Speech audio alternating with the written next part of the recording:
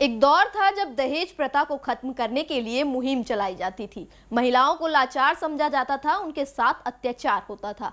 हालांकि ये सिलसिला अभी भी बरकरार है, लेकिन इसके केसेस काफी हद तक कम हो चुके हैं। काफी दिनों से देश में एक के बाद एक ऐसी घटनाएं घटित हुई हैं जो कोई सोच भी नहीं सकता, और इन घटनाओं ने अपने पीछे एक सवाल छोड़ दिया है। सवाल ये है कि क्या शादी करना सही है, या शादी करने के बाद लोगों की मेंटल स्टेज और खराब हो जाती है। दरअसल ये सवाल खड़े हो रहे हैं सिर्फ कुछ चंद लोगों की खराब सोच की वजह से, जिन्होंने शादी जैसे पवित्र रिश्ते की एक अलग ही इमेज बना दी है, उसको एक तरीके का बिजनेस बना दिया है। आजकल के दौर में जहां ज्यादातर लोग लव मैरिज कर रहे हैं, वहां भी लोगों को या तो धोखा मिल रहा है या फिर मौत। अब आप कुछ ही दिन पहले घटित हुए सौरभ और मुस्कान के केस से अवगत होंगे ही, इसलिए उसमें समय बर्बाद ना करके आज हम बात करेंगे भारतीय क्रिकेटर युजवेंद्र चहल और उनकी पत्नी धनश्री के बारे में। इसकी चर्चाएं काफी सुर्खियों में हैं, तो आप समझ ही गए होंगे कि वीडियो में एल्यूमिनी का जिक्र कई बार होने वाला है। दरअसल इन दिनों एक नया दौर शुरू हुआ है एल्यूमिनी का।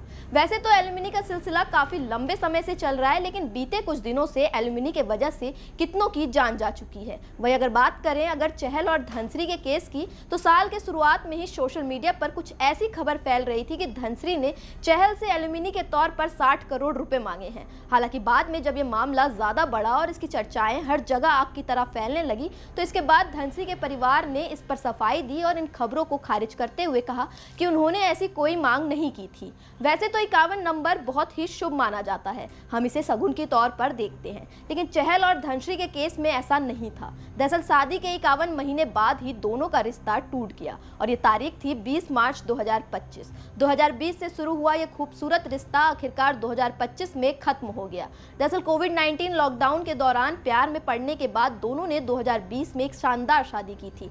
हालांकि जून 2022 तक उनके रिश्ते में दरार आने लगी, जिसके कारण उन्हें अलग रहना पड़ा।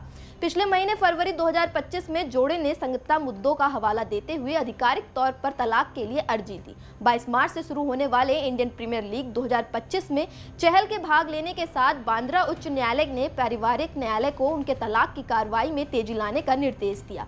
20 मार्च को युजवेंद्र और धनश्री अपनी अंतिम तलाक की सुनवाई के लिए अदालत पहुंचे, और कुछ ही देर बाद चहल के वकील ने उनके अलग होने की पुष्टि करते हुए कहा, तलाक हो गया है, शादी टूट गई है। हालांकि उन्होंने एल्यूमिनी पर टिप्पणी करने से परहेज किया, लेकिन रिपोर्ट्स बताती है कि चहल 4.75 करोड़ का स्थायी गुजारा भत्ता देने के लिए सहमत हो गए हैं, और इसमें दोनों की सहमति है। अब तक क्रिकेटर ने पहले ही 2.37 करोड़ का भुगतान कर दिया है। शेष राशि तलाक के आदेश के बाद चुकाई जाएगी। पिछले एक साल में कई सेलिब्रिटी कपल अलग हुए हैं, और अब चहल और धनश्री का नाम भी इस लिस्ट में जुड़ चुका है। वही बात करें एल्यूमिनी की, तो भारतीय कानून में एल्यूमिनी तय करने का कोई फॉर्मूला है ही नहीं। अदालत मामले के आधार पर गुजारा भत्ते की रकम तय करती है। सुप्रीम कोर्ट ने पिछले साल एक मामले में साफ किया था कि एल्यूमिनी सिर्फ एक पार्टनर को दंडित करने के लिए नहीं होती, बल्कि इसका उद्देश्य आश्रित साथी की आर्थिक सुरक्षा सुनिश्चित करना होता है। उसी फैसले में कोर्ट ने मुख्य रूप से 8 फैक्टर तय किए थे। आमतौर पर यह माना जाता है कि एल्यूमिनी केवल पत्नियों को मिलती है। हालांकि भारतीय कानून के अनुसार पति भी एल्यूमिनी का दावा कर सकते हैं। हिंदू विवाह अधिनियम 1955 की धारा 24 और 25 के तहत पति एल्यूमिनी मांग कर सकते हैं, अगर वो साबित कर दे कि वो पत्नी पर आर्थिक रूप से निर्भर थे। हालांकि ऐसे मामलों में कोर्ट काफी सख्ती से जांच करती है, और पति को यह साबित करना होता है कि वो किसी गंभीर कारण से काम नहीं कर पा रहे थे, जैसे बीमारी या विकलांगता।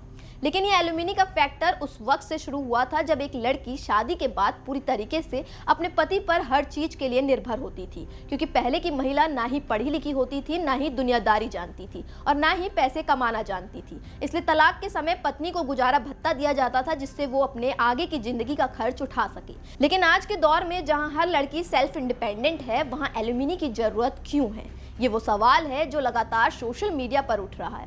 अगर बात करें धनश्री की, तो दरअसल धनश्री पेशे से कोरियोग्राफर हैं, और धनश्री के इंस्टाग्राम पर 62 लाख से ज्यादा फॉलोअर्स हैं। धनश्री पेशे से एक डेंटिस्ट भी रह चुकी है। उन्होंने मुंबई के एक कॉलेज से डॉक्टरी की पढ़ाई की थी, लेकिन शुरुआत से ही उन्हें डांसिंग पसंद थी। ऐसे में उन्होंने डांसिंग को ही अपना करियर चुन लिया।